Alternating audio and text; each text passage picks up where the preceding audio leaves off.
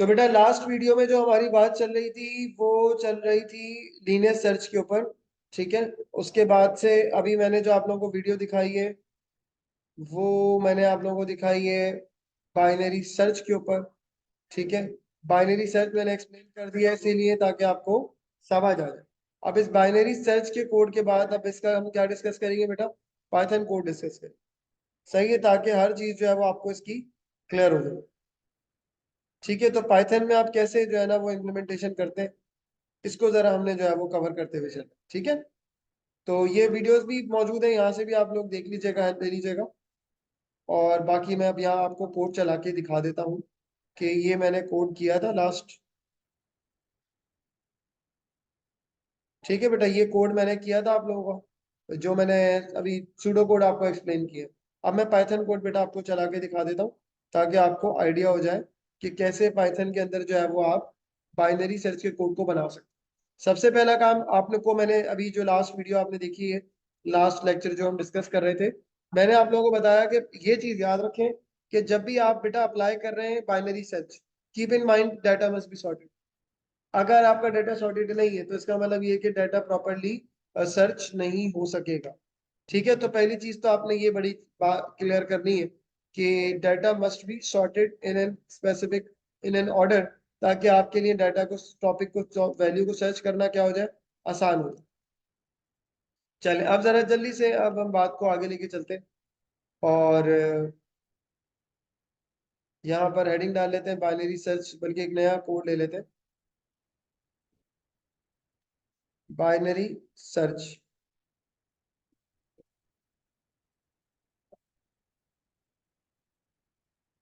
सबसे पहले बेटा मैं इसको कह देता हूँ माई लिस्ट, और माई लिस्ट के अंदर मैं वैल्यू पास कर देता हूँ।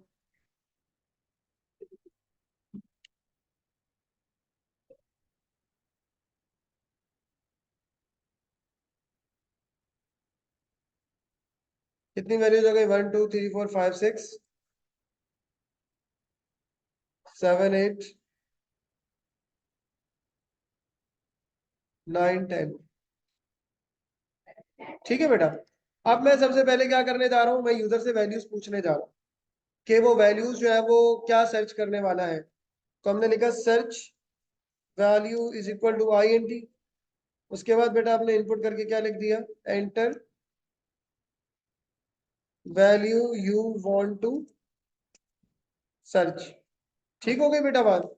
अब हमने क्या करना है, यहाँ पर दो वेरिएबल्स बनाने, एक बनाना है लो वेरिएबल, क्योंकि प्रोग्रामिंग के अंदर बेटा याद रखें वेरिएबल हमेशा जो एरे का इंडेक्स 0 से स्टार्ट होता है। और यहाँ पर टोटल साइज क्या है भाई? 10 है, तो हाईएस्ट एलिमेंट क्या होगा? 9 होगा। अब बेटा बाइनरी सर्च में होता क्या है कि मैंने जैसे आपको बताया मिड वैल्यू कैलकुलेट होती है। तो लेकिन उससे पहले आपने क्या करना है, यहाँ पर एक और वेरिएबल बनाना है विच इज फाउंड, और उसको आपने क्या रखना होगा बेटा? फॉल्स रखना। जब तक वैल्यू सर्च नहीं हो रही जब तक ये क्या रहेगा? फॉल्स रहेगा। ठीक है। जैसे ही वैल्यू मिल जाएगी ये क्या हो जाएगा? ट्रू हो जाएगा।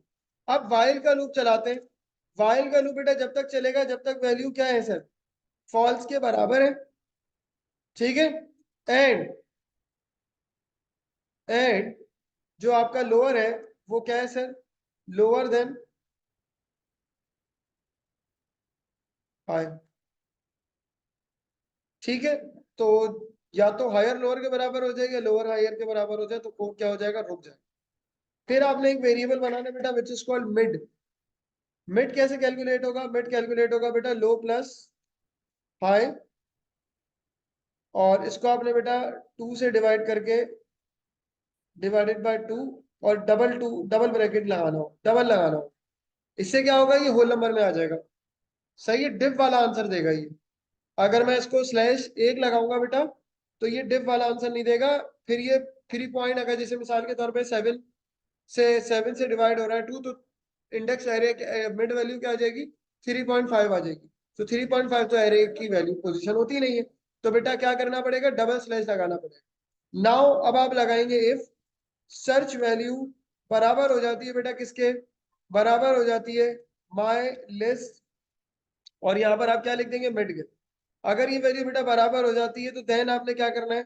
देन आपने फाउंड को जो है वो ट्रू कर देना है, ताकि लूप क्या कर जाए? रुक जाए। जब लूप रुक जाएगा तो उसके बाद ऑटोमेटिकली क्या हो जाएगा? हम इसको इसका रिजल्ट प्रिंट कर देंगे कि वैल्यू फाउंड। अगर ऐसा नहीं होता तो दो पॉसिबिलिटी हो सकती है, यहाँ पे लगता है एलिफ एलसिफ नहीं लगता। फिर हम देखेंगे कि क्या सर्च वैल्यू लेफ्ट साइड पे एग्जिस्ट करती है, राइट साइड पे एग्जिस्ट करती है। तो अगर सर्च वैल्यू बेटा बड़ी होगी, किससे बड़ी होगी, आपके मिड की वैल्यू से, ठीक है। तो इसका मतलब ये है कि आप क्या करेंगे, फिर आप बेटा जो लोअर है उसको आप प्लस करेंगे, क्योंकि सर्च वैल्यू बड़ी है तो वो कहाँ आप वैल्यू एग्जिस्ट करती है, आपकी राइट साइड पे एग्जिस्ट करती है। तो lower is equal to lower plus 1 कर देंगे। और अगर ये भी नहीं होता बेटा तो लास्ट हमारे पास चांस क्या है बेटा, फिर आप करेंगे higher is equal to high minus में, क्योंकि ये क्या होगा बैक साइड के ऊपर आ रहा हो। ठीक हो गई बात। हर बार आपने ये काम करना है, ये प्रोसेस कंटिन्यूशन में रहेगा और आपका फिर लूप टर्मिनेट करेगा। अब उसके बाद बेटा अब आप क्या करेंगे, अब आपने यहाँ पर वही again if found is equal to true, then आप क्या प्रिंट कर देंगे बेटा, वैल्यू फाउंड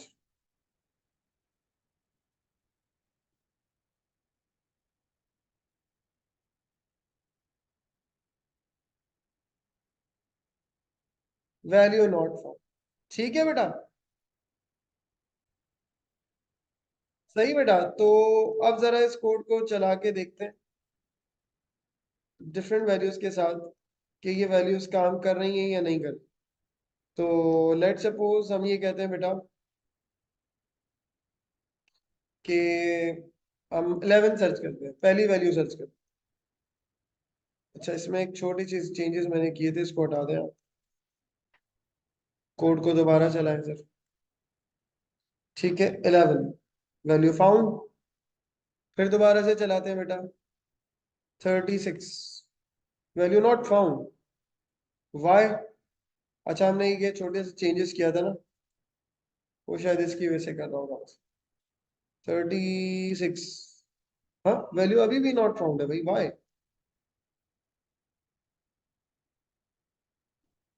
36 वैल्यू फाउंड, ठीक है। असल में ये जो है ना, ये लॉजिक आपने याद रखनी है sir. Lower then equal to higher और फाउंड इज इक्वल टू बेटा फॉल्स। ठीक है, अब मैं सर्च कर लेता हूँ 11 वैल्यू। हमने असल में सेंटर वैल्यूज और फर्स्ट और लास्ट वैल्यू से हमें समझ आ जाता है कि प्रोग्राम सही चल रहा है या नहीं चल रहा। सेंटर की भी कोई दो वैल्यूज आप देख लें, ठीक है, अगर वो सर्च कर रहा है तो इसका मतलब ये कोड सही चल रहा है। ठीक है, और इसी तरीके से 34 ले लेते हैं, चल रहा है। इसका मतलब ये कि हमारा ये कोड बेटा करेक्टली चल रहा है। बस अब मैं कोई और रैंडम वैल्यूज देता हूँ, वैल्यू नॉट। ठीक हो गई बेटा बात। सो दैट्स हाउ बेटा आप जो है ये कोडिंग कंप्लीट कर सकते हैं। अब आपने करना ये है कि आप आज की क्लास का बस मैं यहीं तक ही करवाऊंगा, लेकिन आपको मैं वो दे रहा हूँ, असाइनमेंट दे रहा हूँ, वो ये कि आपने इसको प्रोसीजर के थ्रू करना है। सही है, और एक प्रोसीजर आपने बनाना है। और उस प्रोसीजर में आप करोगे क्या कि मैं लिख रहा हूँ यहाँ पे, right a binary search procedure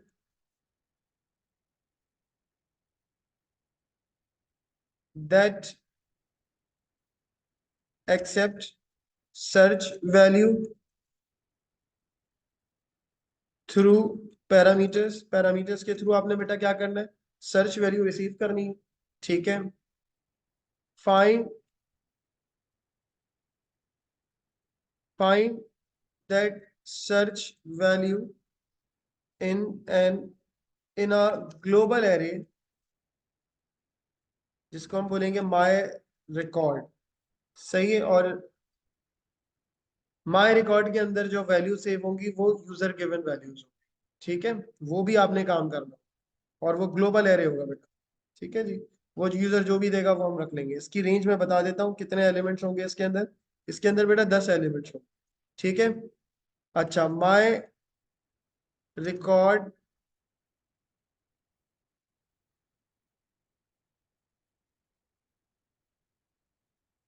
values are given by user.